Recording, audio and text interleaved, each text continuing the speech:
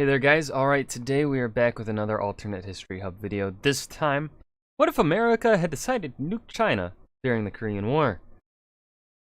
Let's go ahead and dive right in. Probably nothing good.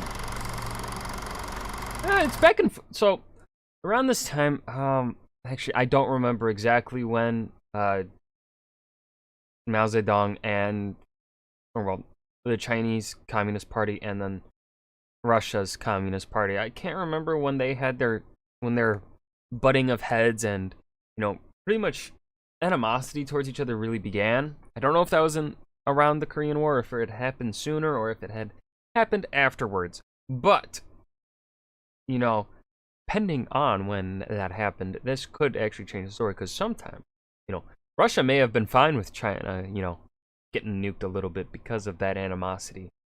But, or also, they would have wanted to make sure that United States influence didn't spread too far. Nagasaki and Hiroshima are infamous in the minds of the world today, symbols of the only two uses of atomic bombs in an act of war. Thanks to MAD, it stayed like this.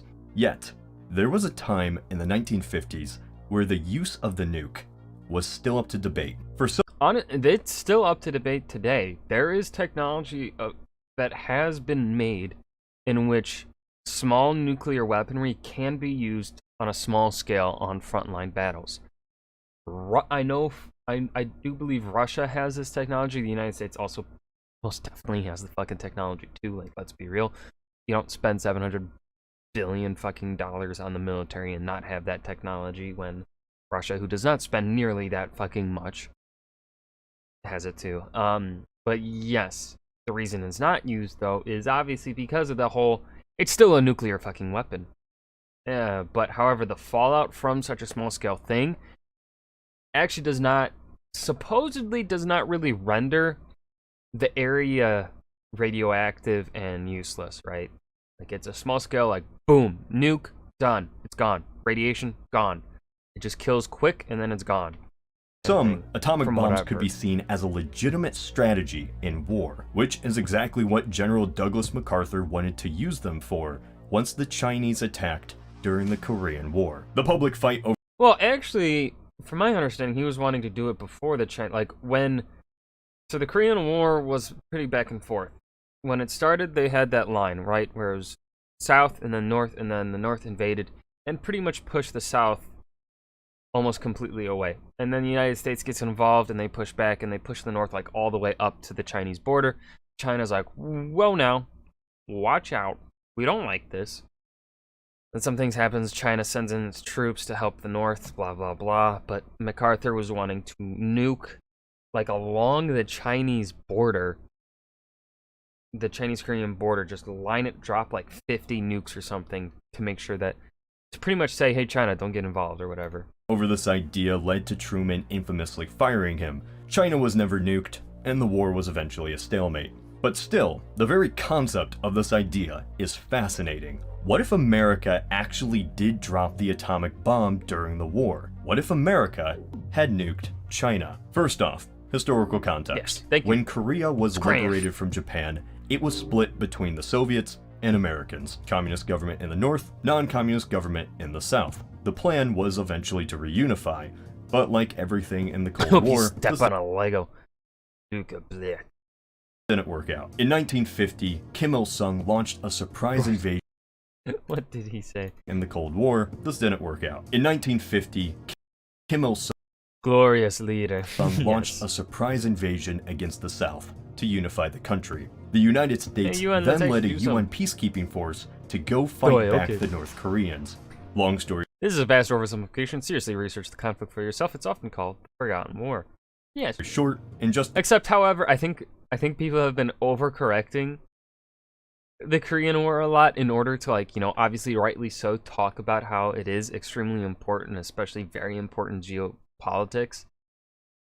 But because of this overcorrection, I don't feel like you should really consider it. I think it's losing its status as the Forgotten War. Now, of course, it's certainly not as popular as Vietnam and World War II, and I think that is mainly because the war ended in a stalemate, and then it wasn't like the loss of life on the American side was not as embarrassing as it was when, and also, you know, news reporters obviously couldn't report it like they could with Vietnam. Vietnam had a mass amount of news reports on it, and the horrors of it were reaching American civilian eyes.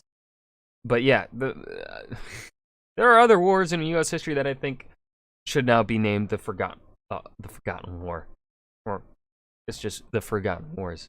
I mean, we watched a video on it last time from Alternate History Hub. The span of a few months, the US and South were able to obliterate the North Koreans. Seoul was destroyed, but liberated, and Pyongyang was captured, pushing the North all the way up to the Chinese border. China saw this as a threat to their own security, and began secretly moving troops to the border. In November 1950, Chinese soldiers crossed the border in secret and attacked. The entire UN peacekeeping force retreated to the 38th parallel, where they were able to stop the Chinese advance. But the damage was done. Enraged so much that the Chinese had done this, MacArthur began immediately looking for any option to defeat the Chinese, one of which was nuclear weapons. At the beginning of MacArthur did not like the Chinese. He was a bit of a... the war, Truman himself said that all weapons in the arsenal are considered, including the bomb. This opinion, however, changed over the months. By 1951, however, MacArthur still wanted to use nuclear weapons. Truman didn't, because he feared escalating the war for something he saw unnecessary compared to Europe. While many at the time did throw the idea around, MacArthur pushed the idea forward. So, what if in this alternate scenario, Truman actually listened to MacArthur? No matter how unrealistic the possibility could have been, what if the United States allowed MacArthur all the tactical nukes he required against the Chinese, and the US nuked China during the Korean War? In this scenario, MacArthur's request for 50 atomic bombs is approved by all sections of the US government required to approve it, be it Truman or the Joint Chiefs. Do we instantly see 50 Hiroshimas? No. MacArthur didn't want to use nuclear weapons to wipe out the Chinese in a nuclear genocide. He was a tactician. And wanted to use the nukes against Chinese military targets in Manchuria across the Yalu River. Power plants, airstrips, bases, anything that slowed the Chinese war effort. He wanted to create a sea of irradiated cobalt, stretching the border that would prevent the Chinese from even crossing into... God, I wonder how that would be, like, to the modern day, right? So, it's like, it's something you don't want to happen, but, like, god damn, I'm curious. Korea. His words. And in this scenario, this plan is set into motion. In 1951, the United States escalates the Korean War by unleashing tactical nuclear bombings across the border with China. B-29s are fitted with airburst atomic bombs and fly over into Manchuria. Now, I'm gonna say mine before we hear about his hypothesis for the evolution of this. I do not believe Russia would escalate the war and respond with nuclear weaponry. What I think Russia would do is instead take the political move, say it's fucked up, but then also when they invade, maybe even invade Afghanistan sooner or something, or maybe even they get involved with some war. It's not, maybe Vietnam, who knows, but they're like really directly involved with some other war, just like how the United States is directly involved in Korea right now, right?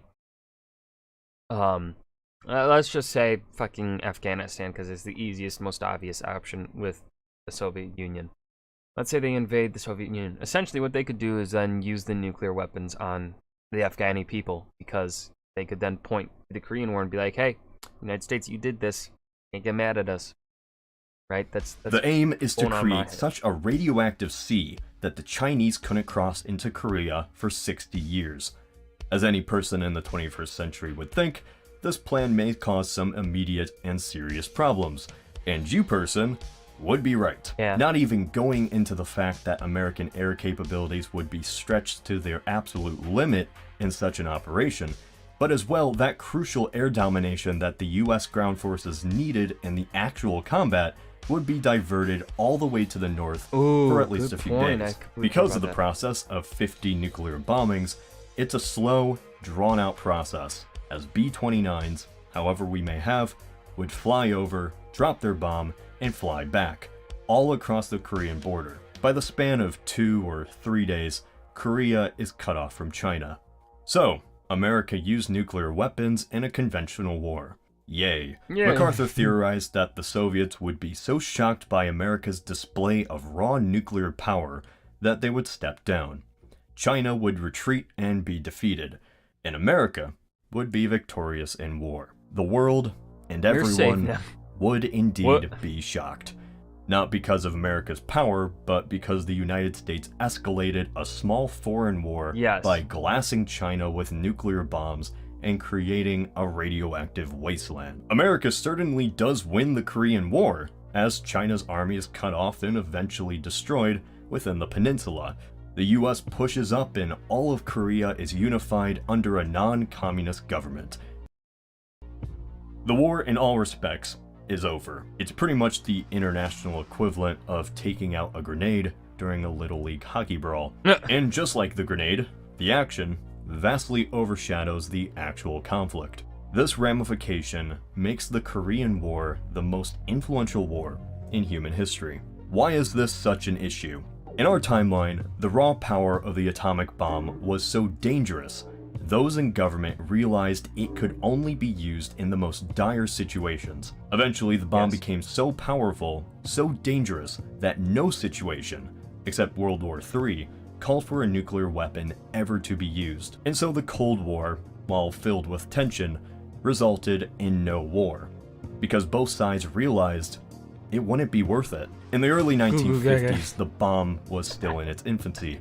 It was small enough, and there was so few, that nuclear war destroying the world wasn't a real possibility. Mutually assured destruction wasn't really a thing. This was a time of moral questions.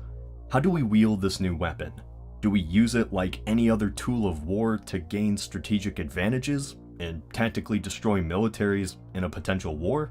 Or do we realize that if we use this weapon, our enemies have an excuse to use it too? It's like when one side used mustard gas for the first time in war. Yes, it was an immediate tactical advantage, but don't be surprised if the enemy innovates and uses it against you too. It's Pandora's box. Displaying nuclear force by bombing Manchuria 50 times because of a foreign civil war sets a dangerous new precedent. The atomic bomb to some was more than a weapon of war, but to others, it had clear tactical advantages, and that's all they saw. In this alternate timeline, the Soviet Union is absolutely terrified about what could potentially happen. Since we all know Russia, we know they traditionally don't take threats very kindly. The United States has displayed it will use its nuclear arsenal on a whim in a very small-scale war, and not even against a superpower. So it's only logical that the Soviets assume the US would need even less of a reason to use it on their mortal enemy, the USSR. So, we have two situations that could happen. One, China and the Soviet Union immediately escalate the war following the bombings. The Korean War is just the first phase of World War III. For now, it's a conventional war, with occasional nuclear bombardments against armies in Europe. But, long story short, it escalates, and we all die as nuclear technology progresses, destroying cities before both nuclear powers obliterate each other. 2. The Soviets don't react by declaring war, but instead use this as an excuse for their own interests, using nuclear weapons against enemies in Central Asia, Africa, and Eastern Europe. The idea surrounding nuclear bombs isn't that they can destroy the entire world, but that there will be some instances where using them is useful. This idea surrounding nuclear bombs, unsurprisingly, isn't the most stable, or living. So, this might escalate into World War III later down the line, say for a Cuban Missile Crisis or another alternate crisis that both sides might think a nuke would be a reasonable idea because of the Americans in Korea. Either way, it's very unlikely that humanity would survive the 20th century if MacArthur had bombed China. We would have won the war, but we would have opened Pandora's box in the process. Was MacArthur an idiot? Of course not. He was a war hero, a general, and his decisions led America to victory in the Pacific.